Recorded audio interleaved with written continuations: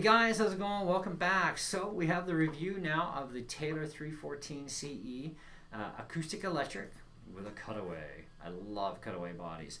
So let's give you the rundown. Mahogany neck, ebony fingerboard, apparently from what I found out, stainless steel frets, awesome. Taylor nickel tuners, awesome. The Taylor ES2 electronics pickup system, and it's the behind the saddle system, which is also adjustable. There's also a phase switch in here too that you can hit if you get low frequency feedback, and that's supposed to eliminate it. It has a tusk nut, and I don't know how you pronounce the saddle, but it's I can't even pronounce it, but anyways, it's a saddle.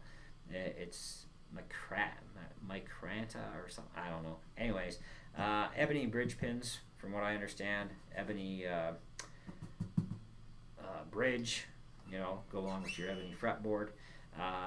Solid Sitka spruce top. Back and sides are solid, not laminated, solid Sapelli back and sides, which is really nice. And the back is an actual two-piece split back. Now, even though you don't see like that typical strip down the back, it is a two-piece back, and you can tell that when you look down the sound hole. You see these little strips of wood going down the whole length. Yeah, that's a two-piece back. And if you look hard enough on the back of the guitar, you can actually see that very super fine joiner. And they really they did a beautiful job with matching the wood sides. Even the front is really well done, and the pattern in the wood and how it shimmers is nice.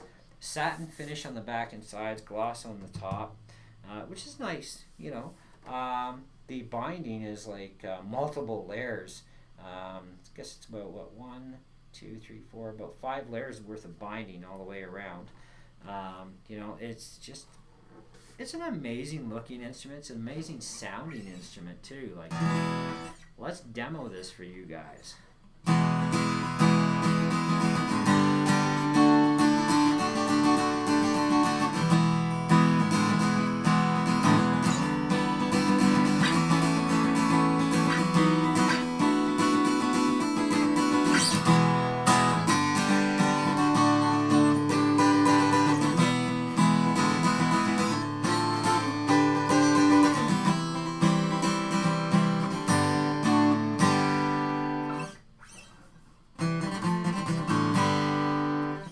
Really cool. Alright, let's turn some amplification on. This does have very high output, by the way, just so you can see this. Main volume, treble, and bass. Now my treble and bass are in the centers, and the volume is down really super low. Okay? And I even had to turn my sound system, my mixing board, down really low too, because it's high output.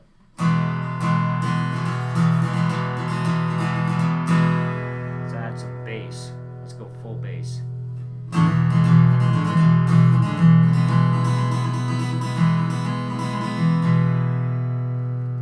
Let's add the treble, and let's go half bass.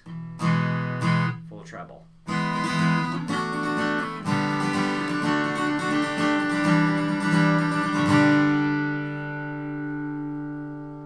Going full blast on those controls is kind of like,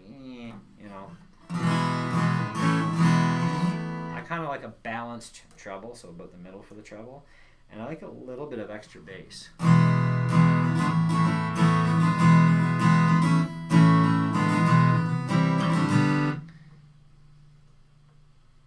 Now, the other thing that's really neat about this guitar, and weird at the same time, is the controls are actually backwards. Normally you go clockwise to increase a sound or tone, and counterclockwise to decrease.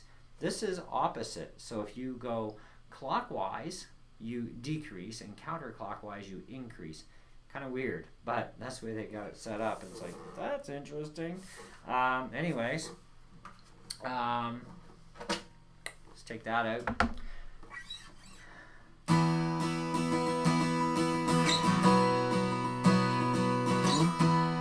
the neck is so nice. It's like an electric guitar neck. It's nice and thin and narrow, and you know, it's very fast to play too.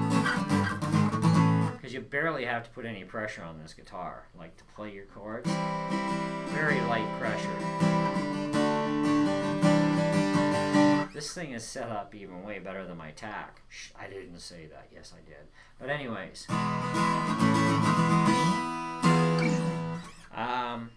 The whole thing about the guitar is awesome, except for one pet peeve I have, and that's right in here. Now, I'm fine with where the battery thing is located. That's a 9-volt battery that goes in there. But you see the input jack and strap pin, okay, that's like a combo unit. It's very narrow in height, like it's not very tall, so you're kind of really restricted on the straps you can use. Now, the strap I was actually using today was this blue strap, and it's a nice strap, don't get me wrong. I like it better on the guitar I yanked it off of, but I'm going to show you just how close the tolerances are. It's like, it kind of just fits in there, you know, but it can also come off fairly easily, and that I don't like. But I also wanted to use my favorite strap that's on my Takamine, and it's actually too stiff and thick to go there, because it's not a standard, you know, height like you have with your strap pin here. This is a standard normal height, so you can throw on any end you want, any strap you want on this end. Even this strap is like, this is great because it's got nice, it locks on really good, you know, I'm not worried about that. So that's the only pet peeve I really have about this guitar. So I'll just have to buy a really nice quality leather strap that, you know, hopefully I can make sure it stays on there. Because I'd really hate to ever drop this thing. Okay, this is kind of like my Precious, right? You know, Gollum and the whole ring. This is kind of like my Precious. But anyways. It's just an amazing guitar. It really is. The Elixir strings are nice, actually. There's a lot of guys that like Elixirs. I've never tried them until right now on this guitar. Even my Takamine came with some really nice Diodario strings, and so I'm going to keep the Diodarios on the tack because I like them better than the Martins that are on there now. If I like these Elixirs, I'll keep using the same Elixirs. Now these are Elixir Phosphorus Bronze HD Light Nano Webs, and they're really nice. I might even have to try a set on the tack just to see if it does any, you know, real good. Because strings do affect the sound of your guitar too, right? Oh yeah, it's called micarta. Micarta is the saddle material, and the bridge is ebony. So anyways, but so yeah, overall it's an awesome guitar, guys. I really love it.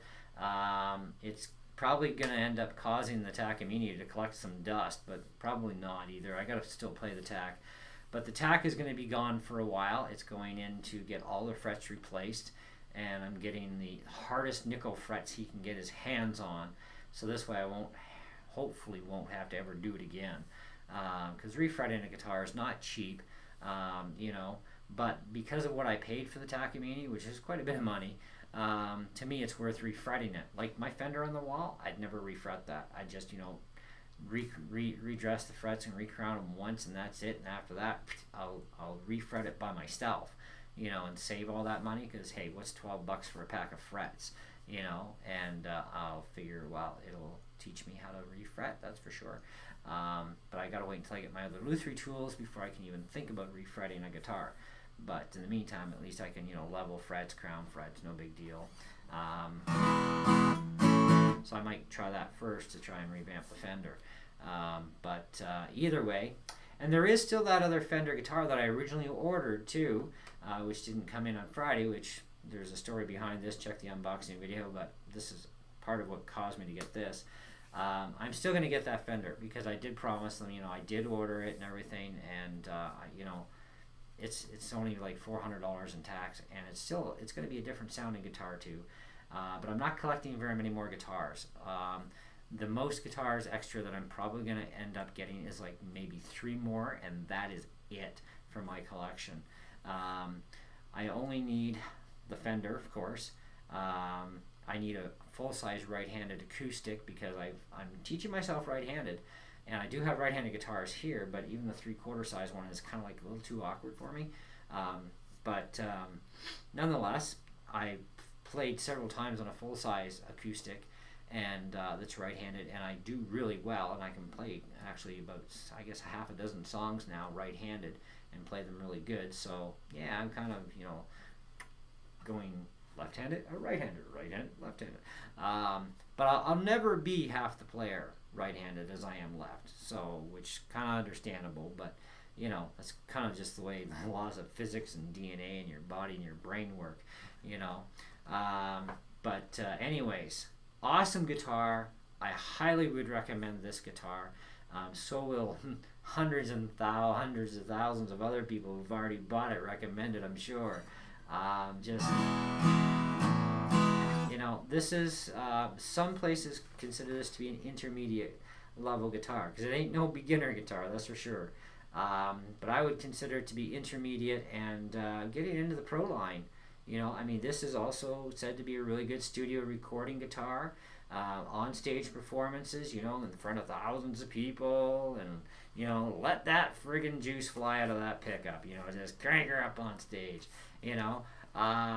but it's a very adequate guitar for multi-purpose uses, and it can definitely handle it, you know what I mean? And I think if you sit down and you try one out at a music store, you'll fall in love with it. It's just a great guitar. I wouldn't say it's the best out there, but it's certainly very pleasing to my ears. I don't buy guitars unless I like how they feel and how they sound. It's very important to me. I'm a very picky person on what I want for sound, and this thing is definitely, it's great. So 4.5 out of 5 I think is a good rating, considering my little pet peeve about the strap pin back here as being a pain in the neck. But otherwise, yeah, I've got nothing else bad to say about this thing. And in a perfect world, it's still not perfect either. So you can't give everything a 5-star, well, anything, period, a 5-star. I would like to be able to give it more than a 4.5 out of 5, but I think 4.5 out of 5 is more than enough to say yes. And definitely, I would consider buying this guitar. Like, I bought one, thousands of other people did. Try it out for yourself. Don't just take my word for it or the word of everybody else. Try the guitar yourself and see what you think of it. And if you like the sound of this Taylor, go for it. If you like the sound of an even cheaper Taylor, go for it. Or a more expensive Taylor, go for it. If you're looking at Taylors, if you're looking at other brands, well, hey, check them out and see what you think. That's part of the game, right? But anyway, I'm out of here. Thanks for watching.